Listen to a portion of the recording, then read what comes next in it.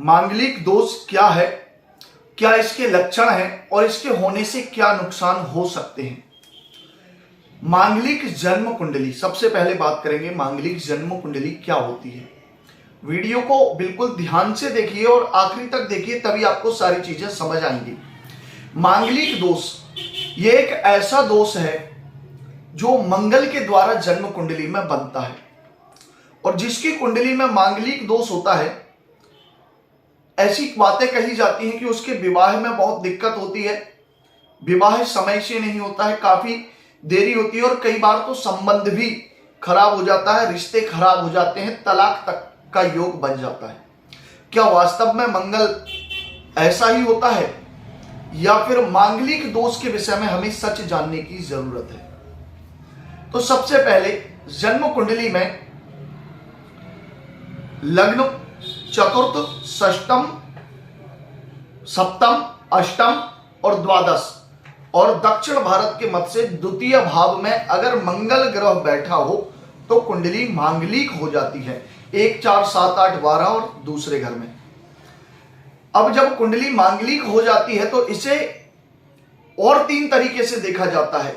लग्न से मांगलिक, चंद्र से मांगलिक, शुक्र से या गुरु से मांगलिक। अब इस स्थिति में जो लोग जन्म लेते हैं, लगभग सभी की कुंडलियां मांगलिक होती है। अगर 100 लोगों ने जन्म लिया है तो मेरे हिसाब से 99 लोग किसी न किसी प्रकार से मंगल से प्रभावित हैं। लेकिन क्या वो सभी को मांगलिक योग बना देता है जो वैवाहिक जीवन में परेशानी देने वाला हो? नहीं, ऐसा नहीं है। अगर किसी व्यक्ति की जन्म कुंडली में 1, 4, 7, 8, 12 या दूसरे घर में मंगल हो तभी वो मांगलिक दोष बनाता है। लेकिन चंद्र से, शुक्र से या बृहस्पति से मांगलिक दोष के विषय में विचार करना मेरे हिसाब से बहुत ज्यादा उत्तम नहीं है, क्योंकि फिर तो कोई भी बिना मंगल वाला रहा नहीं। हाँ, लेकिन इसमें एक चीज का ध्यान रखना चाहिए, लग्न से और चंद्र से मंगल का प्रभाव जरूर देखना चाहिए। अगर किसी व्यक्ति की कुंडली में लग्न से मंगल है, चंद्र से मंगल नहीं है, तब भी वो मांगलिक है, और चंद्र से मंगल है, लग्न से नहीं है, तब भी वो मांगलिक है।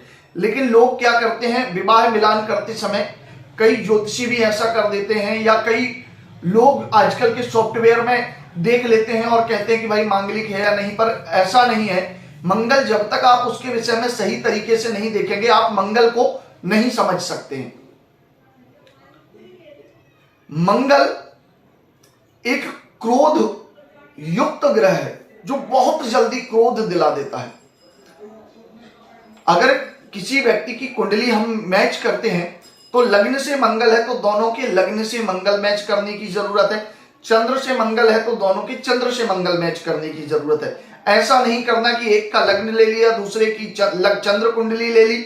नहीं, या तो लग्न कुंडली ही लें या फिर राशि की कुंडली लें, दोनों में से जो है मंगल को मैच करना है।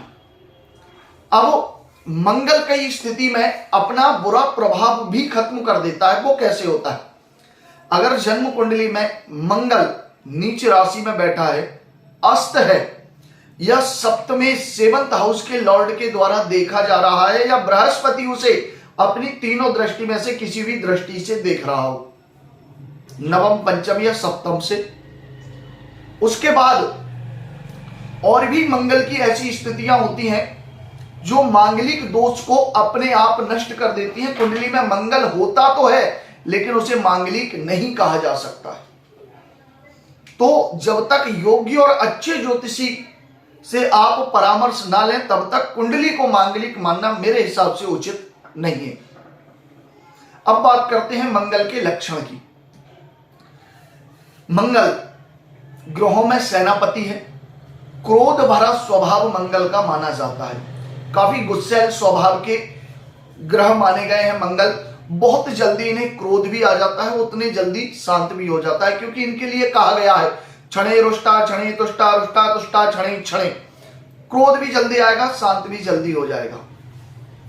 लेकिन ऐसे व्यक्ति जिनकी कुंडली में मांगलिक दोष होता है, उन्हें क्रोध बहुत आता है, छोटी छोटी बातों पर लड़ने झगड़ने लग जाते हैं।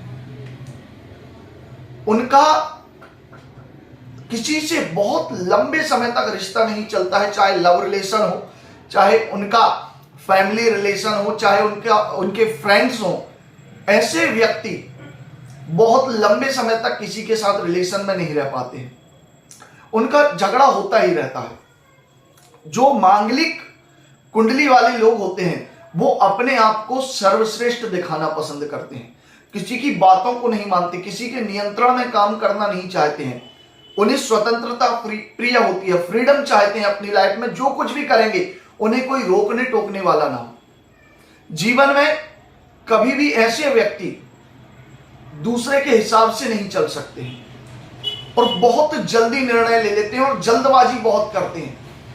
और अक्सर देखा गया है कि मांगलिक जन्म कुंडली वाले लोग जल्दबाजी के चक्कर में अपने जीवन में कई परेशानियों को निमंत्रण भी दे देते हैं और जीवन भर उन परेशानियों से लड़ते और जूझते रहना इन्हें बहुत ज्यादा अच्छा भी लगता है, क्योंकि ये रिस्क लेते हैं। हमेशा जीवन में इन्हें रिस्क लेना बहुत पसंद है।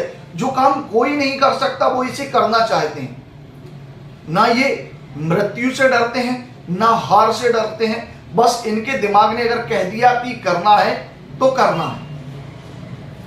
ऐसे ही मंगल नुकसान कैसे करता है वैवाहिक जीवन में, वो भी मैं आपको बता देता हूं।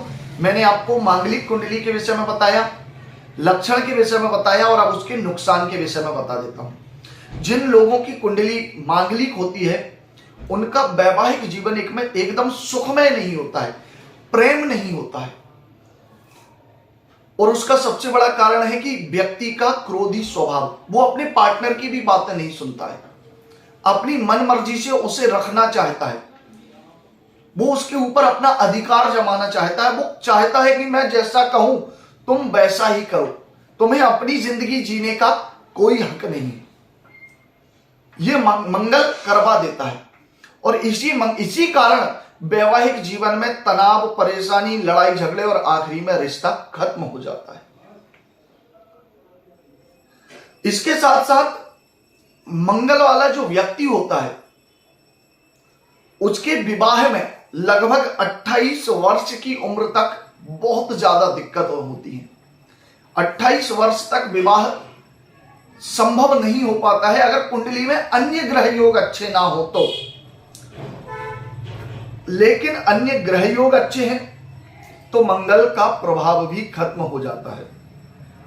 ऐसे व्यक्ति का विवाह तभी होता है जब कुंडली मांगलिक हो और गोचर में देवगुरु बृहस्पति मंगल को देख रहे हो, तब 28 वर्ष से कम उम्र की आयु में इनका विवाह हो जाता है। लेकिन जब जब मंगल स्वतंत्र होगा, अकेला इनकी कुंडली में गोचर करने वाला होगा, ऐसा मंगल अनियंत्रित माना जाता है। ऐसे मंगल वाले व्यक्ति को अपने प्रेम जीवन से, अपनी मैरिड लाइफ के जीवन से कोई मतलब नहीं होता है। अगर मंगल स्वतंत्र है, अनियंत्रित है, जरूरी है कि कोई ना कोई शुभ ग्रह मंगल को देखता रहे। अगर नहीं देखेगा तो वो बहुत विध्वंसक और हिंसक प्रवृत्ति का हो जाएगा। तो यही एक कारण माना जाता है मांगलिक कुंडली, जब लड़ाई झगड़े बढ़ जाते हैं, आपसी अनबन ज्यादा होने लग जाती है, तनाव बहुत हो जाता है, तो क्रोध के कारण मंगल वाले व्यक्ति कई बार अपने को या अपने पार्टनर को भी नुकसान पहुंचा देते हैं, चाहे वह प्रत्यक्ष रूप में हो या अप्रत्यक्ष रूप में हो, लेकिन नुकसान हो जाता है। तो ये रही मंगल की पूरी स्थिति। आशा करता हूं इस बात से आप आसानी से समझ गए होंगे, और अगर नहीं समझ में आया है तो कमेंट बॉक्स में अपने प्रश्न मुझे लिखकर बता दीजिए, मैं आपके प्रश्न का उत्तर देने की पूरी कोशिश करूंगा। जय महाकाल, हर हर महादेव।